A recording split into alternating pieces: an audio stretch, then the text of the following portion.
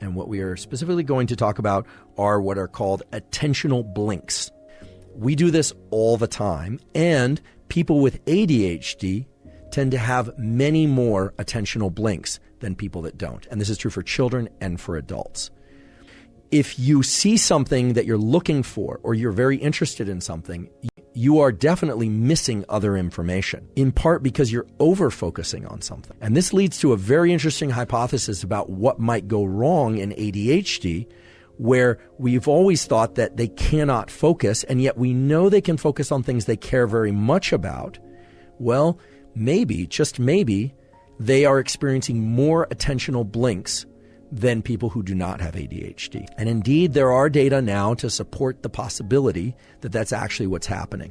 And that should be exciting to anyone that has ADHD. It should also be exciting to anyone that cares about increasing their focus and their ability to attend. What this is saying is that these circuits that underlie focus and our ability to attend and our ability to eliminate distraction, they aren't just failing to focus. That's just a semantic way of describing the outcome. They are over-focusing on certain things and thereby missing other things. And so our distractibility, or the distractibility of somebody with ADHD, could exist because they are over-focusing on certain elements and they are therefore missing other elements that they should be attending to. So what they really need is this property that we call open monitoring. Now, open monitoring is something typically is associated with people who have done a lot of meditation, so-called Vipassana meditation, or have spent a lot of time learning how to do what's called open gaze visual analysis and open gaze thinking. But there's a simpler version of this that allows us to bypass all that. Your visual system has two modes of processing. If you're very excited about something, you're in that soda straw view of the world and you're missing other things. Okay, that's high levels of attention.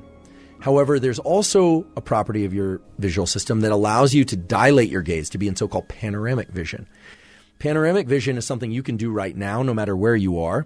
And I can do it right now. You won't know that I'm doing it, but even though I'm still looking directly at you, I'm consciously dilating my gaze so that I can see the ceiling, the floor, and the walls all around me. That panoramic vision is actually mediated by a separate stream or set of neural circuits going from the eye into the brain. And it's a stream or set of circuits that isn't just wide-angle view. It also is better at processing things in time. Its frame rate is higher. So this is something that can be trained up and people can practice, whether or not they have ADHD or not. What it involves is learning how to dilate your gaze consciously. That's actually quite easy for most people. Whether or not you wear corrective lenses or contacts or not, you can consciously go into open gaze and then you can contract your field of view as well. There are now published accounts in the literature of a simple practice done for about 15 minutes where subjects were asked to just sit quietly, eyes closed, and do what is sort of akin to meditation, but to not direct their mind into any particular state or place, but simply to think about their breathing and to focus on their so-called interoception, focus on how their body feels, if their mind drifted, to bring it back, for about 15 minutes.